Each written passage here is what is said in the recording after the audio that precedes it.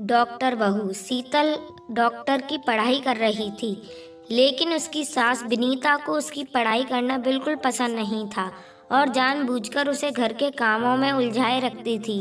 एक दिन शीतल के घर उसकी सहेली आती है और कहती है, नमस्ते आंटी जी, शीतल घर पर है क्या? सास बोली, क्यों, कौन है तू और तुझे क्या काम है मेरी बहू से? जी मैं उसकी सहेली गीता हूँ। कल उसका एग्ज़ाम है ना, और उसने मुझसे कुछ किताबें पढ़ने के लिए मंगाई थी, वही देने आई हूँ। अच्छा तू है गीता जो सारा दिन फ़ोन पर मेरी बहू के कान भरती रहती है। देख लड़की, अगर आज के बाद तूने मेरी बहू को उल्टी सीधी बात पढ़ाई तो मुझसे बुरा कोई नहीं होगा। और हाँ खबरदार, जो आज के बाद तूने मेरी बहू को फ़ोन किया और दोबारा इस घर में दिखाई दी। अरे माँ जी, पता नहीं आप किस ज़माने की औरत हैं। मैं तो सिर्फ आपकी बहू की मदद करना चाहती थी, लेकिन क्या करें, बेचारी की किस्मत ही टूटी है जो उसे आप जैसी सास मिली है। ठीक है, जाती हूँ। अरे जा जा, बड़ी आई भाषण देने वाली, तेरे जैसी बहुत देखी है मैंने। शाम को शीतल अपने पति के साथ घर आती है और पूछती है, मेरी सहेली गीता घर पर आई थी क्या? माँ जी बोली, अरे बड़ी बदतमीज है तेरी सहेली, औरों से बात करने का ढंग भी नहीं है। उसे मैंने बड़े बड़े ताने सुनाकर भगा दिया। बहू, हे भगवान, अब क्या होगा, कल मेरा एग्ज़ाम है। सास विनीता बोली, अरे तेरी यह बेकार की पढ़ाई में क्या रखा है? बड़ी आई डॉक्टर बनने, चल चुपचाप घर के कामों में ध्यान दे। और सुन, कल मेरी कुछ सहेलियां घर आ रही हैं, ध्यान रहे उनकी खातिरदारी में कोई भी कमी नहीं रहनी चाहिए। बहू, लेकिन माँ जी, सास बोली, लेकिन वेकिन मैं कुछ नहीं जानती। और शीतल की सास मुंह फुलाकर वहां से चली जाती है। अगले दिन शीतल का पूरा समय सास की सहेलियों की खातिरदारी में बीत गया और शीतल एग्ज़ाम नहीं दे पाई। मीटिंग से आने के बाद रात को शीतल अपने पति करण को सारी बात बताती है। करण, अब क्या बोलूँ, यह माँ भी ना। सुनो शीतल, जाने दो तुम, अगली बार परीक्षा के लिए मन लगाकर अच्छे से तैयारी करो, मैं तुम्हें परीक्षा दिलाऊंगा। कुछ दिनों के बाद घर के बाहर से आवाज़ आती है, अरे विनीता बहन है, घर में शीतल है। विनीता, नहीं है, क्यों, क्या काम है?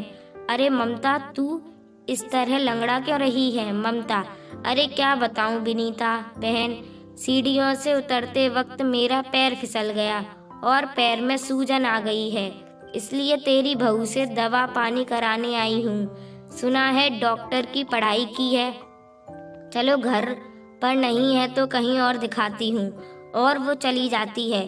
थोड़ी देर के बाद शीतल घर आती है और सास कहती है, अरे कहाँ मर गई थी सुबह से? शीतल, माँ जी मैं अपनी किताबें लेने गई थी। सास, सारी मुसीबत की जड़ यह किताबें ही हैं। तभी थोड़ी देर में वहाँ पेपर रद्दी लेने वाला कबाड़ी चिल्लाता हुआ गुजर रहा होता है। सास ने बहू की सारी किताबें पेपर वाले को दे दी। पेपर वाला बोला, यह तो सब अंग्रेजी में लिखी हुई बहुत महंगी किताबें हैं।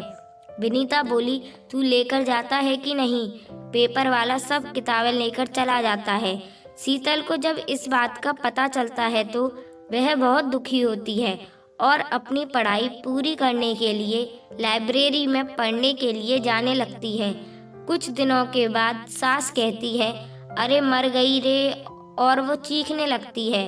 अपनी माँ की तबीयत बिगड़ती देख बेटा बोला, क्या हुआ माँ, तुम्हारी तबीयत तो बिगड़ती जा रही है।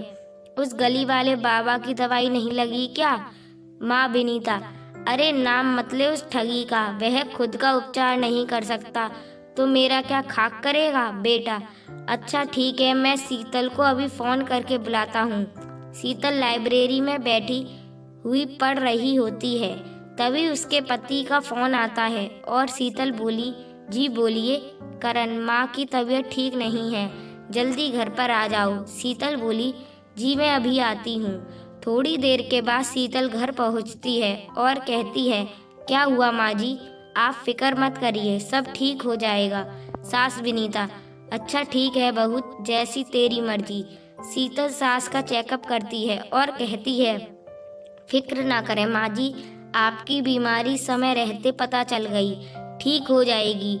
अगर थोड़े दिन और गुजर जाते तो इन्फेक्शन ज़्यादा फैल जाता और लेने के देने पड़ जाते। शीतल अपनी सास को एक इंजेक्शन लगा देती है और कुछ खुद दवाइयाँ खाने के लिए दे देती है और कहती है, अब आप एकदम ठीक हो जाएंगी। कुछ दिनों के बाद विनीता पूरी तरह से ठीक हो जाती है। अपनी बहू के साथ किए गए बुरे बर्ताव से विनीता को बहुत पछतावा और शर्मिंदगी महसूस हुई।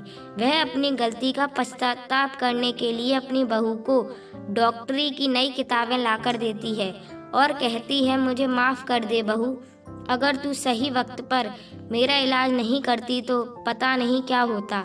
माँ जी, आप ये कैसी बातें कर रही हैं? मैंने जो किया वह तो एक डॉक्टर का तथा साथ ही आपकी बहू होने के नाते मेरा फर्ज था। और इस तरह फिर परिवार में सब खुशी खुशी रहने लगे।